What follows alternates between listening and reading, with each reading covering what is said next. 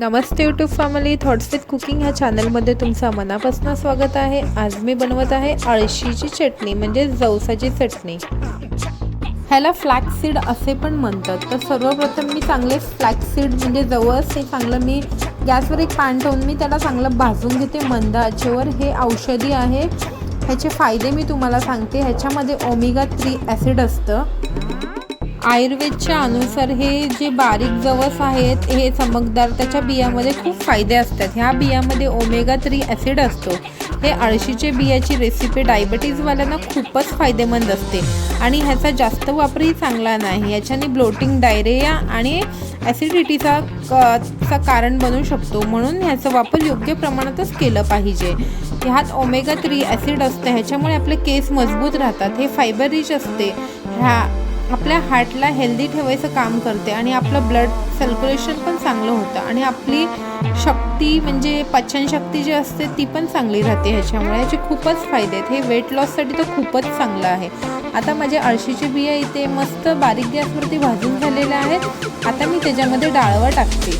डाळवा टाकून मी चांगलं बारीक गॅसवर भाजू शकता। डाळव्याऐवजी तुम्ही याच्यामध्ये चण्याची डाळही टाकू शकता। चण्याची डाळ चांगली भाजून घ्या, ते पण तुम्ही टाकू शकता।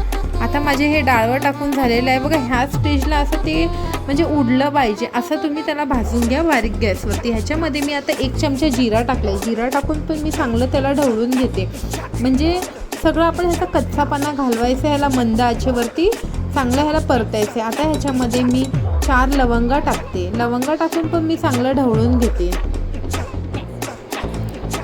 आता ह्याच्यामध्ये थोडंसं मी तीळ टाकते, ह्याची चव अजून वाढवते। आणि जे लोक वेट लॉस करत आहेत त्यांच्यासाठी तर ही चटणी खूपच चांगली, कारण ह्याच्याने आपली पाचनशक्ती चांगली राहते, आपलं पोट साफ होतं, डिटॉक्स करतं। म्हणून जे वजन कमी करतात ते तर ही चटणी नक्कीच ट्राय करा। आता मी ह्याच्यामध्ये लसणाच्या पाकळ्या टाकल्यात आणि कढीपत्ता टाकला आहे। आता हे माझं चांगलं भाजून झालेलं आहे। भाजून झालं की तुम्ही ह्याला खलबत्त्यात पण वाटू शकता। मी ह्याला मिक्सरच्या भांड्यामध्ये वाटते, थोडंसं जाडसर। ही चटणी तुम्ही दह्यासोबत पण खाऊ शकता। दही, भाकरी आणि ही चटणी खूपच छान लागतं। तुम्ही पण नक्कीच ट्राय करा। आता माझी ही चटणी वाटून झालेली आहे।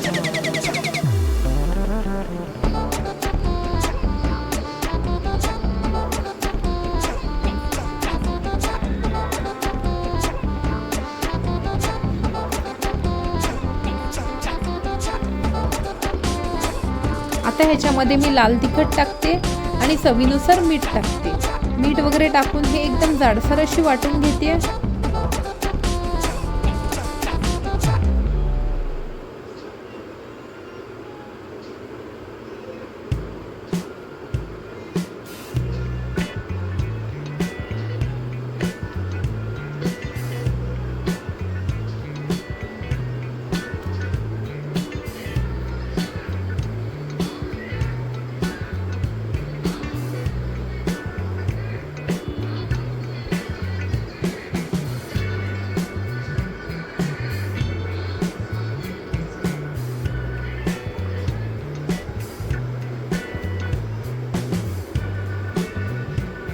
बघू शकता ह्या स्टेजपर्यंत मी चटणी मस्त अशी बारीक वाटून घेतलेली आहे, म्हणजे मीडियम वाटून घेतलेली आहे। जास्त बारीकही नाही, जास्त जाडही नाही। मी आता हिची टेस्ट करून पण बघितलेली आहे। मीठ आणि मिरची एकदम मस्त म्हणजे टेस्ट अकॉर्डिंग टाकलेला आहे आणि चवीला पण खूपच छान लागते।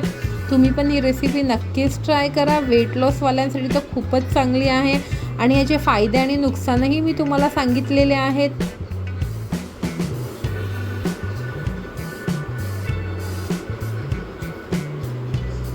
तुम्हाला जर हा व्हिडिओ आवडला असेल तर माझ्या चॅनलला जास्तीत जास्त शेअर करा, लाईक करा, सबस्क्राईब करा आणि माझ्या चॅनलवर तुम्ही नवीन असाल तर सबस्क्राईब करा आणि मला सपोर्ट करा। धन्यवाद, थँक्यू।